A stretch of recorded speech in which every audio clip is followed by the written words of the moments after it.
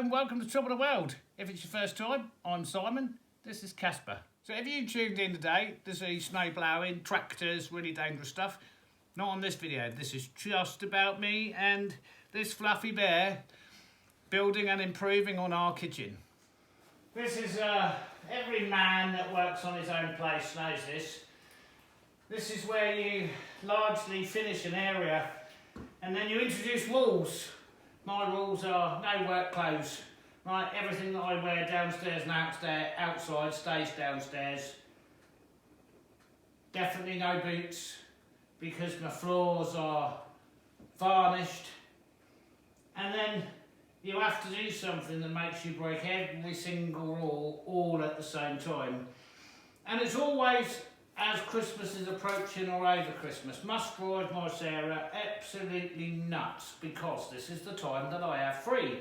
So this is the time where I've finished all the outside projects and my firewood season has not started yet. So here we are inside, about to use polyurethane glue on my floor, and I'll put paper down. How have we got these two halves up here? Slowly is how we've got these two halves up here. Did they, the big one, come round the corner on the stairs? Oh yeah, with 1/4 of an inch to spare. Bearing in mind the walls are finished.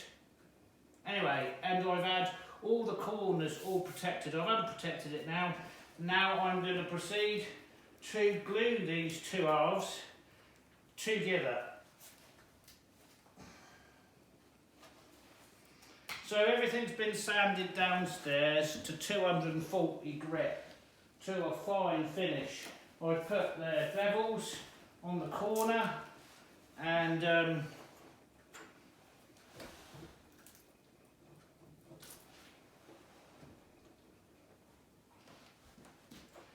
now it's time to glue.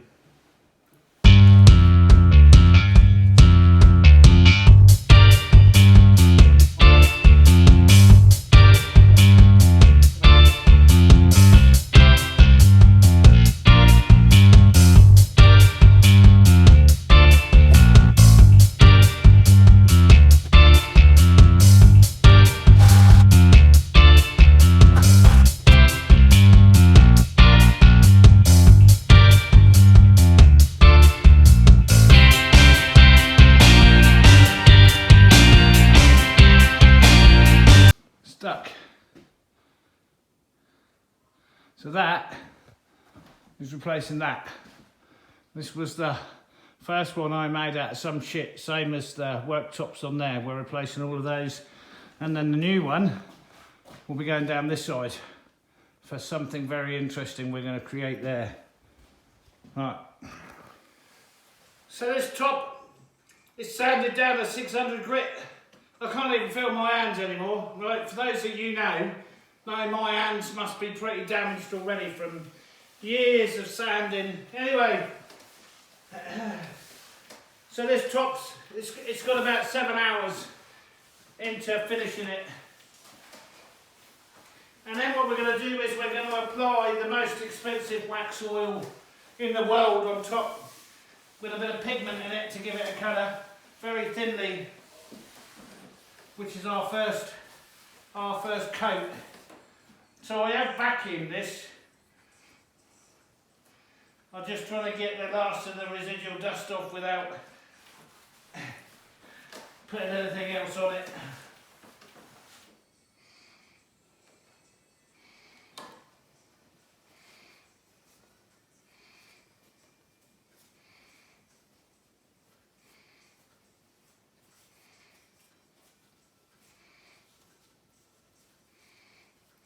Now this is a very tight cotton shirt, or part of it, very tight.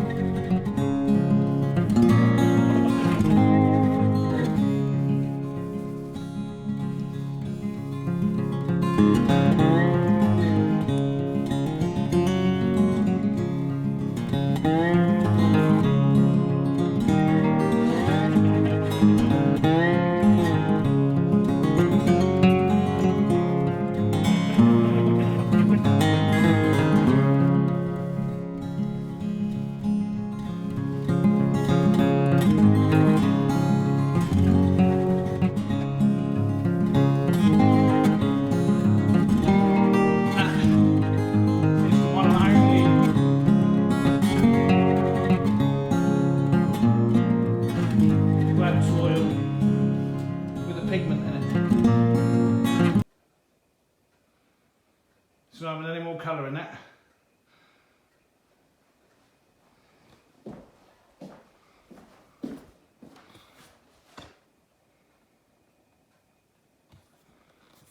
So we're going to let that dry completely now. That's going to have another 2 coats on that of clear over the top, semi-gloss. And that'll give me the exact finish I want. And this is what I wanted to do the last time. So you can see this is good. And the reason that the tops were done black ebony were because it was, I'm sure I've said it, some old softwood that I found in the cellar, and it was terrible stuff. But of course I like to see the grain. So there we go, that's that coat.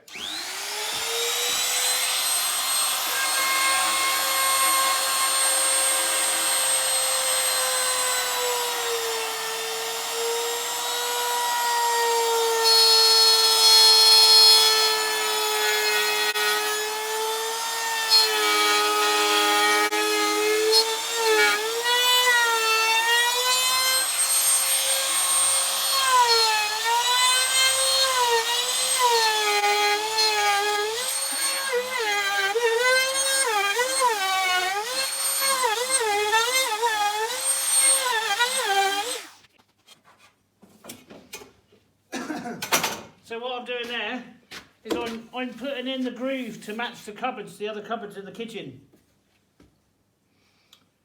And you can't go around a corner when you're putting it in, so you need a stop, start, mark. So what you do is, you should already know what your groove's set to, but you measure from the point or the centre of the cutter to the fence, and then you make that mark in there from both sides, so that you know when you're going this way you have to stop there, because you have to lift the machine up, turn it around and start again to make sure your groove joins nicely all the way around. That's the idea anyway.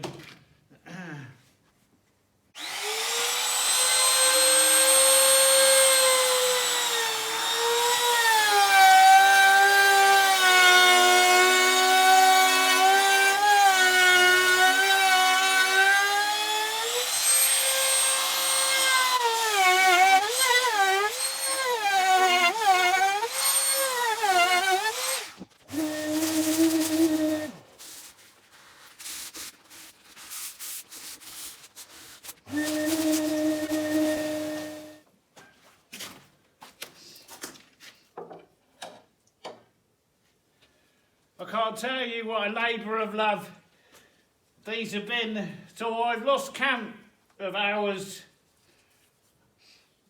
There's 6 or 7 hours in each one of these on finishing. And now we're going to put our first hard wax colour into the tops.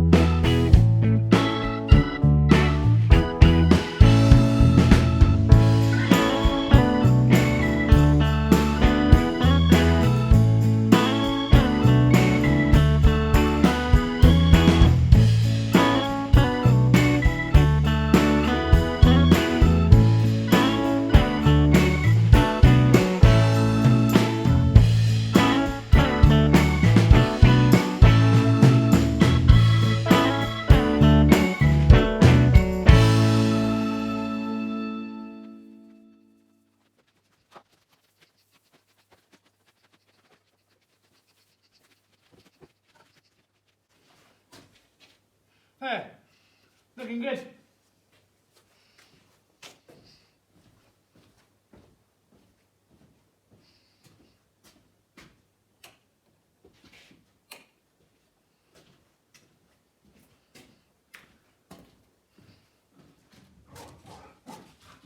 Have I been particularly good at filming?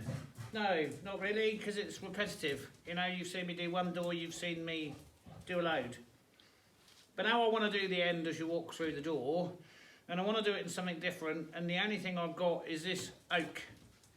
And it's not real oak, well it is, it's oak faced, but it's the parquet flooring you've seen me use around the window frames, on the floor in my office. Now we're going to use it as an upright, so once it's sanded and stained, it will match the rest of the room. So I've worked out roughly where I've done it, and I've done my cut, so I've got to cut out, I've got a small section of the architrave there. I've got to cut that out of this corner, and then this bottom corner I've got to cut a bit out of to allow the skirting to be able to turn the corner. So I've cut it roughly from here now. I know where I am. I'm going to cut that out and actually take it upstairs, one section at a time, ready to go up onto the wall. We'll take this section out and see what we've got to cut out there. There's lots of different ways I can do that, but we're going to do it on the small bandsaw. Just because I don't think you've even ever seen me use that one. So that's what we're going to do it on.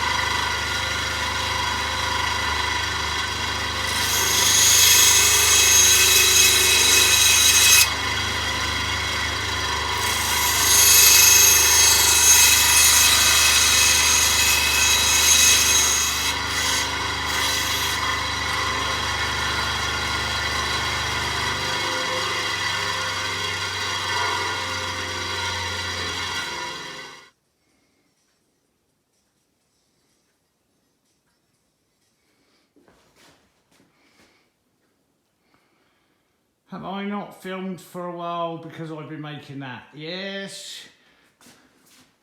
However,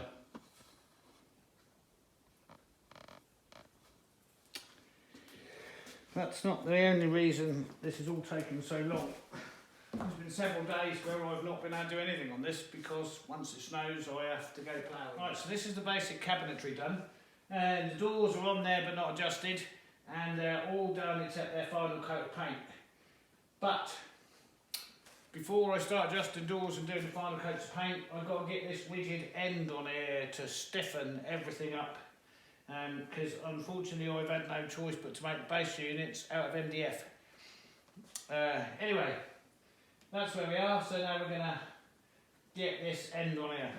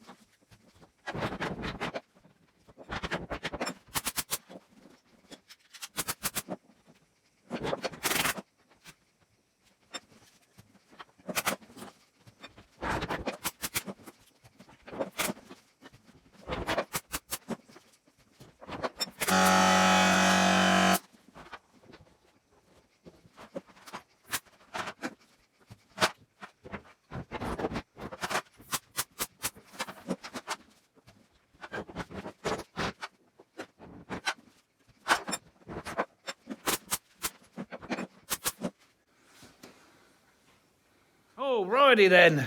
Now I saved you all from the boring part of cutting, planing, preparing. This is for the cabinet at the end of the kitchen, where there was going to be a doorway. So I've cracked right into my main pile. We don't have as much birch in there as I thought I did.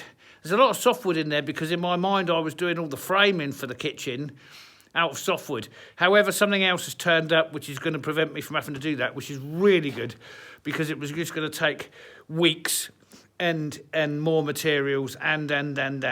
Anyway, so I'm way into this pile now. This is all softwood. I thought there was more birch, usable birch here.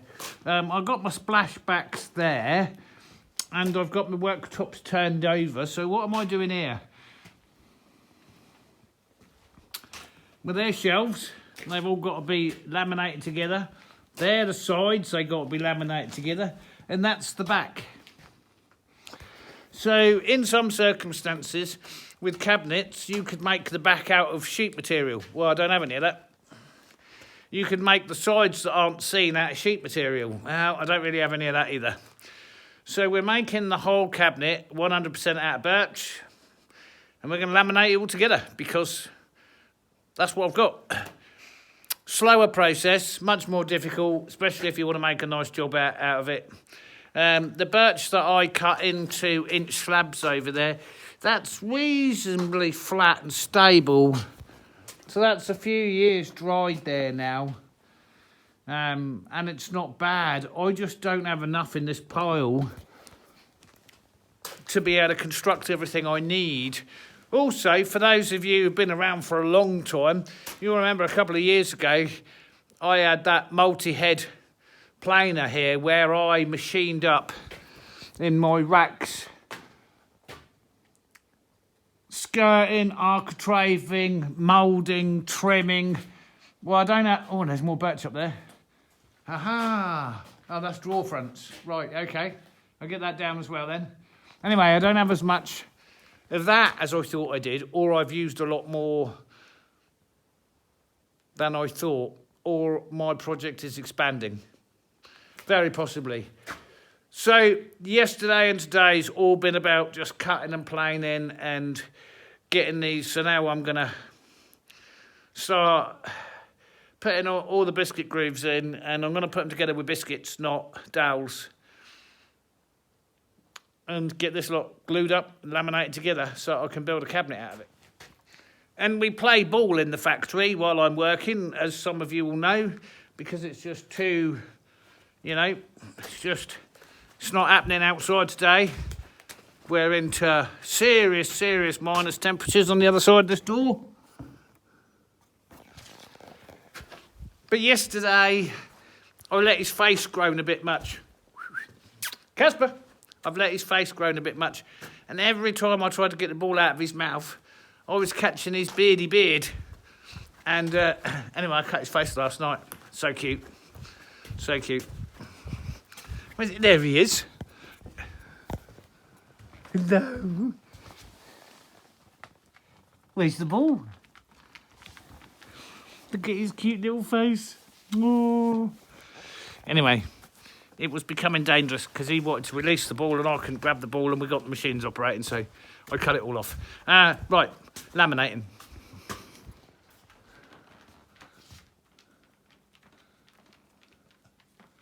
You got a bit of grey coming through on your ear. Okay, where have I got to?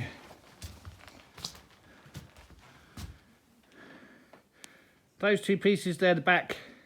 I've done it in two pieces because firstly I've got a step and secondly my cramps are only so long and it will just want to bend. And that is not one piece, that's two sides, left and right. And I'm assembling on the bench. So out here we've got now the bottom, the top and two shelves to put together. And then that's all the flat material, and then I can get into doors.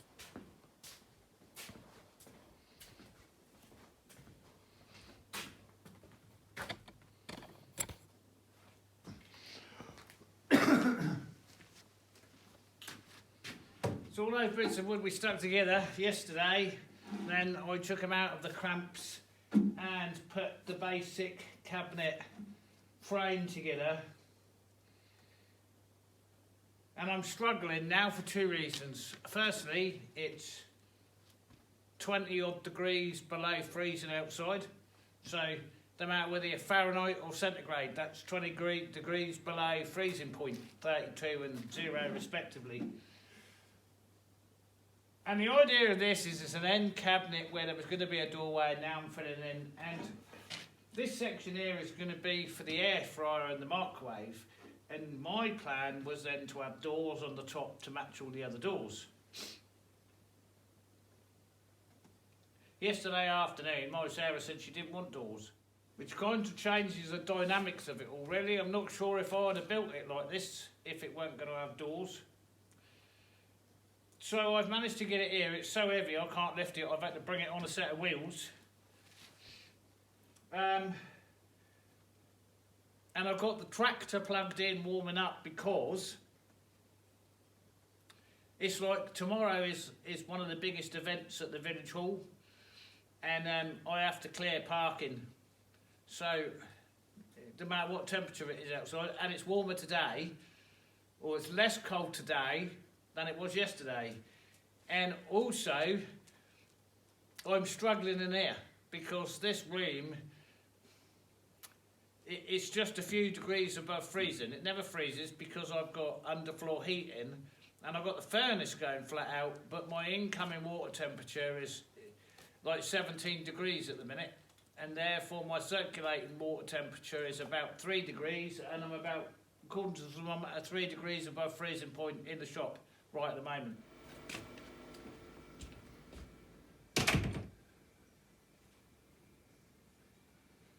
Oh boy.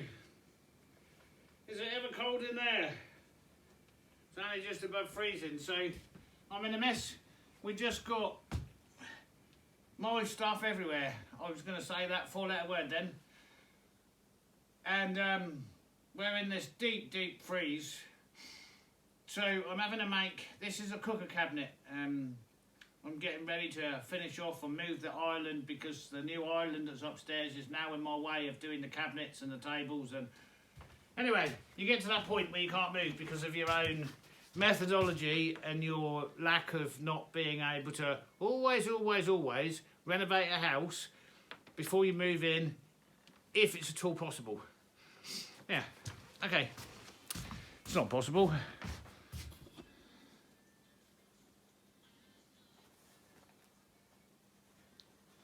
Yeah, be interesting to know what the view from your shop is like. Mine's more spectacular than most. I'm pretty sure of that.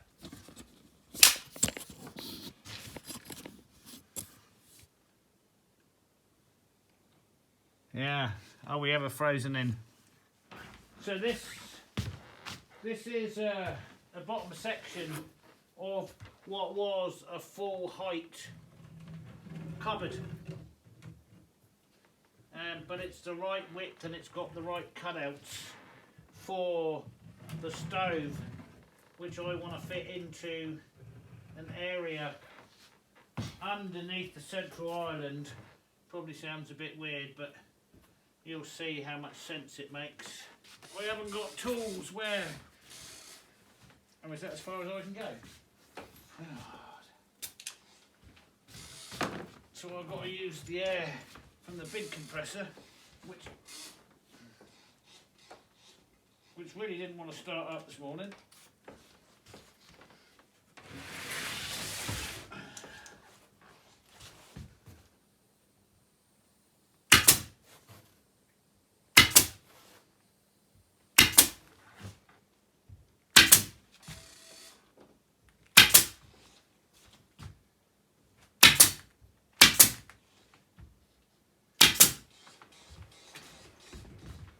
Okay, so that's part of the carcassing, or that is the carcass, which is going to house this. Not that you can see it because I know. Anyway, that's a built-in stove, and that is a under unit carcass and that's going to go under the end of the island. But I can't do any of the cupboards or any of the wall units or anything down the side because I've got too many tables. And anyway, I'll show you. There's no point going on about it. Now you might have to look closely because the light coming in, and this is a laser. So I'm in a position now to put the cupboards on the wall. So the first thing I do is I run my laser through, which gives me a perfectly parallel line, level line. There's nothing parallel about it. And this is the bottom of where I'm going to put the cabinets. Do I think that I could hold each cabinet up by myself, screw it by myself, and then it be level and in the right? No, I don't. So, firstly, I put the laser liner on there, and then I've got this old bit of wood. And then I'm going to put this on the wall like this, and I'm going to screw it in a place. Right, the sole purpose of this bit of wood is to hold the cupboards while I'm screwing them in and keeping them level. Now I've got a distinct advantage. Everything is wood. My walls are wood. What I'm working with is wood. So I haven't got to drill holes. If you're working on a concrete wall, this is not going to work very well for you at all. It definitely isn't, in which case you would drill your holes along and put your wall plugs in, your space in, and down. And I haven't got to do that. I've got to screw this to the wall, put the cupboards on, and just wind some big ass screws straight through into the wooden walls, because we're all wood. Right, that's what we're doing. I can pull this down and screw it to the wall accordingly.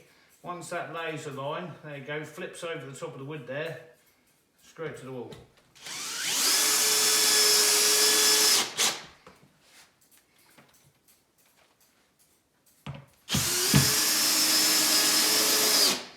Fortunately, I know what's in my walls, because they're my walls, and I put this plasterboard up and decorated all this.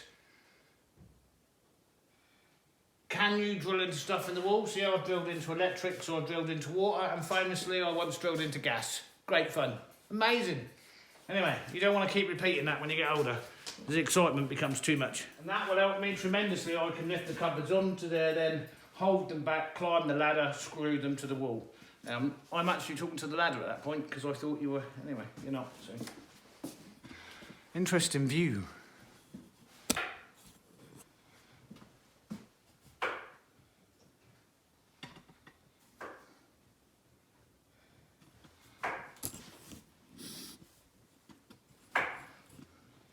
Greenery and not.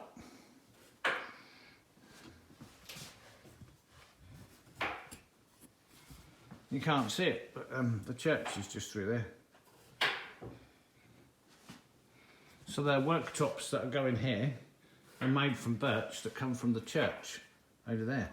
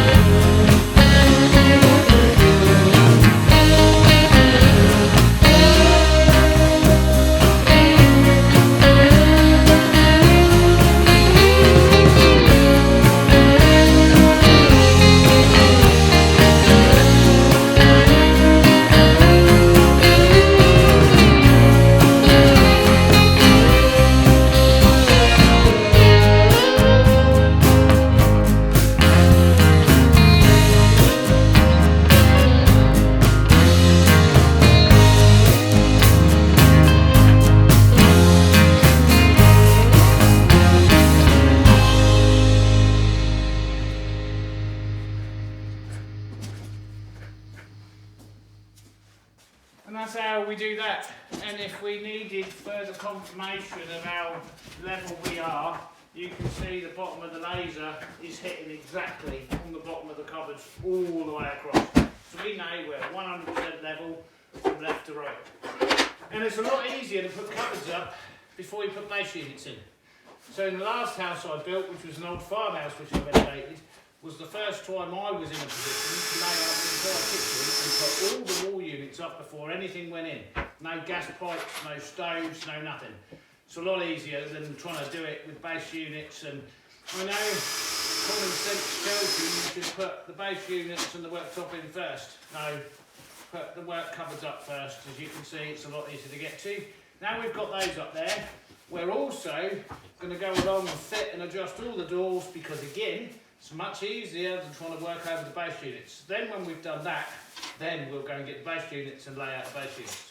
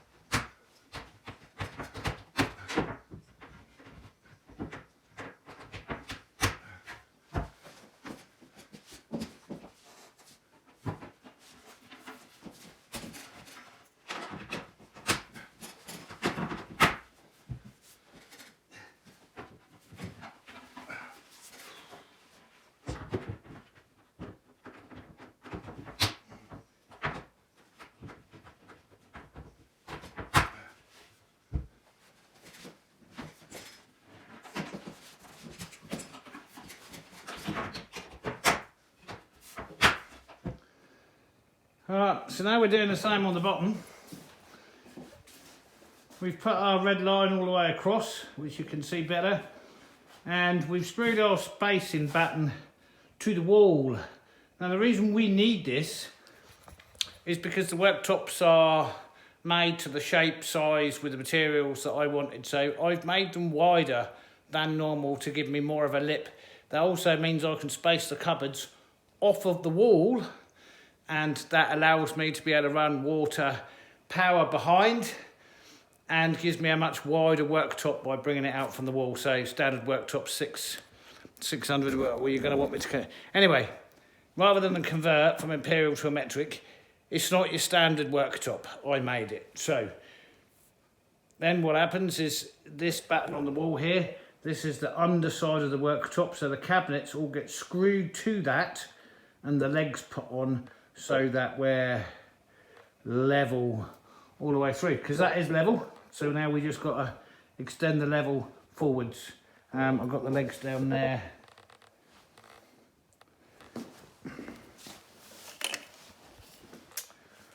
Which are pretty standard cabinet legs, adjustable. We'll put these on the front, pick these up, screw them to this along the back, and then we'll be able to adjust our backwards and forwards, ready to take the worktop.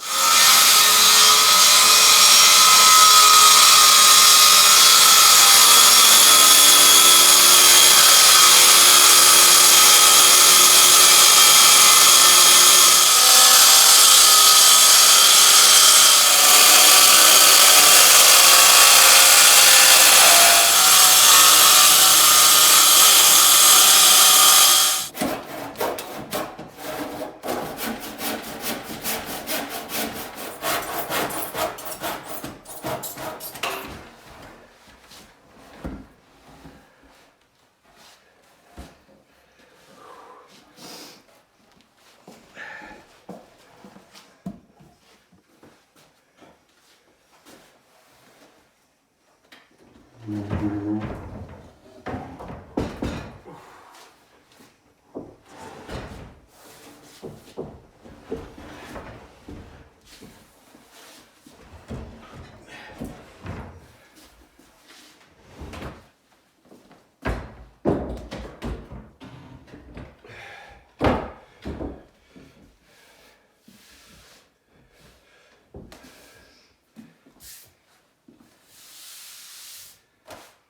that's that in. I haven't got anything to seal down the back, so it's unsealed at the moment. I've got the end stop glue in there. I've got to carry this all the way through, put a light underneath there, and that's done. It's got a much larger lip, which is what I wanted. Which I think it's just a case of getting used to it. It doesn't really interfere so much. Just gives it some extra width. Okay, that's that one on. Yeah, that took a few hours. That's been a long few weeks. Anyway, installed. Now that the sealant's still wet and I've got things gluing up this end, but the kitchen's back together and everything operates. And it means I can get rid of this old electric stove now, and the new one's installed. And don't get hung up on the doors. I'm changing the doors and the drawer fronts. So this is the idea with this on the end, and here I go into cabinets. This one, it will have shelves in it for all the cookbooks with ornate fronts either side and a cupboard in that side. But now that finally means I can do away with that horrible thing, because we don't need that anymore, and we're using this anyway. And that's largely back together. Now I've got to build cabinets under there.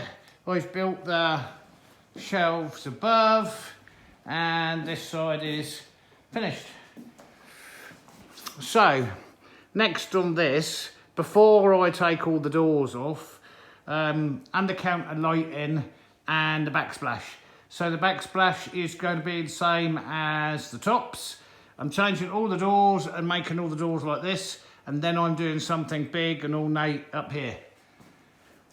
And I'm there, really, and I've got to build something into the end there. But otherwise, the structure, we've still got to do the pelmets on all the windows we've done. Everything below decks is done. Under here, this is where there's going to be seating, and then I'm going to do the same as this under here. With my big table, you saw the restoration on that. It's developed a cup. I'm going to flip that over, fix it, and then that will sit there. I'm sure I've said that's just there temporarily because I'm still working in. Anyway, we're nearly there, but we are good to go for Christmas. So, there we go. Job's good. Thank you all for watching. We'll catch you on the next one. Bye for now.